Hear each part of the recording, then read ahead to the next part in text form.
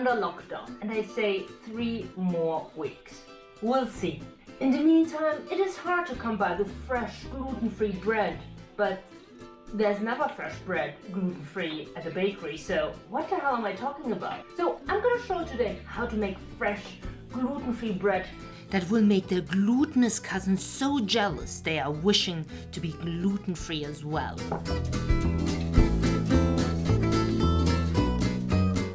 So here's the secret I was looking for years to make gluten-free bread right. It's called Psyllium husk, and I found it after researching for it for quite a while. This is fibrous material, so normally it said don't eat too much carbs because you don't have enough fibers. So this is like have your fibers and have your bread too.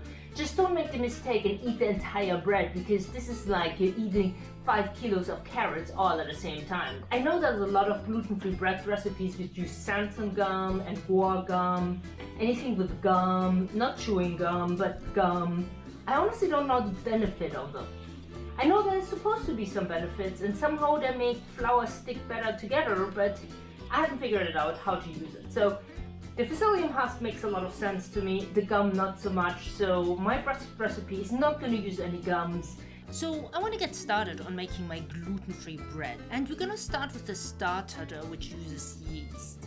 The first thing with yeast is always you got to activate it.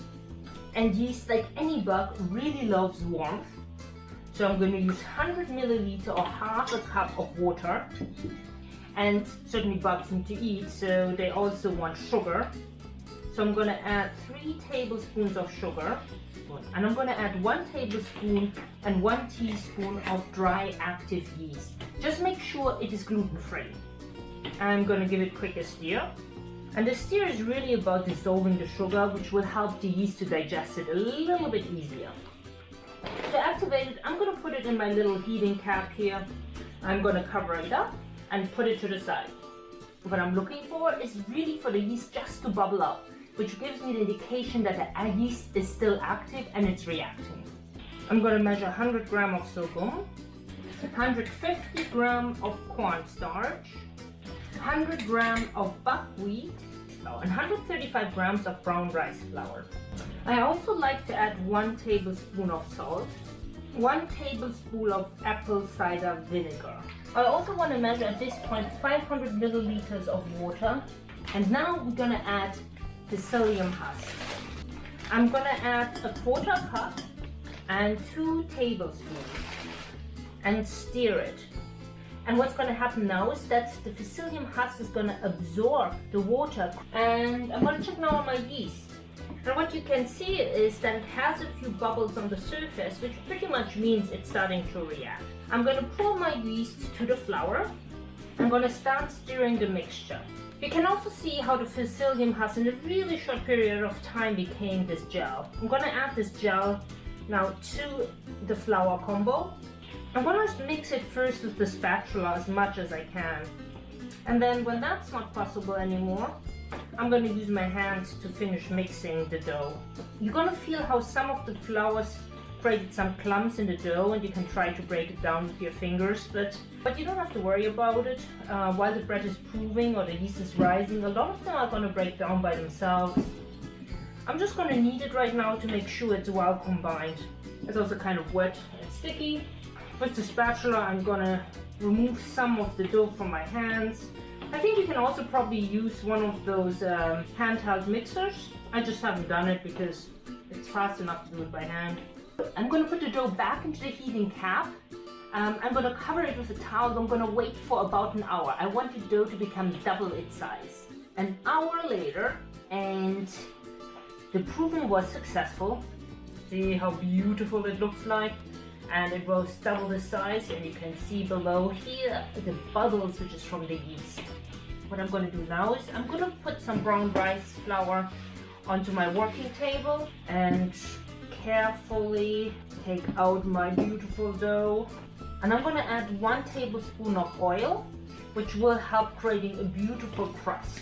I'm just going to briefly knead the dough just to make sure all the ingredients are well combined. And if there's a really big flour clump, I'm going to try to press down with my fingers and dissolve it. And when everything is well combined, I'm ready to put it into the bread pan. I'm going to use a paper liner I'm going to transfer my bread into the bread pan, push it a little bit down so it's well distributed, and I'm going to proof the bread now for another hour. I really can't find an easy warm spot in the home, so what I'm going to do is I'm going to put it underneath the heating blanket on my sofa. And I'm going to put a laundry basket over my bread just to make sure in case our cat Ollie's going to jump on it, he's not going to completely destroy my bread. An hour later, my bread is double its size again. And it's time to bake my bread now. I'm going to put it in a preheated oven at 250 degrees Celsius or 482 degrees Fahrenheit. And I'm going to bake it for about 50 minutes to an hour. There's just something about the smell of fresh bread. To release the bread, I'm just going to try to pull it out of the bread. And it's a little bit stuck on its side, so I'm going to have to pull a teeny bit harder. Look at this beauty, and it's all gluten-free, fresh bread. And yes, I want to bite into it, but it's still warm, so I'm going to let it cool down overnight, and then we will have it for breakfast. Time for breakfast. Let's cut open this bread. If you miss rye bread, this is your recipe. The buckwheat and the brown rice flour creates this heavier texture and this richness which you also have in rye bread. I'm gonna enjoy this bread with some nice Irish butter. If you enjoyed this video and like to learn more how I come up with my gluten-free recipes, please subscribe to my channel, and I would love to hear from you what you think about my recipes and if you have any feedback, so please pop them below into the comment box. And I see you next week to some really nice Black Forest cake, gluten-free.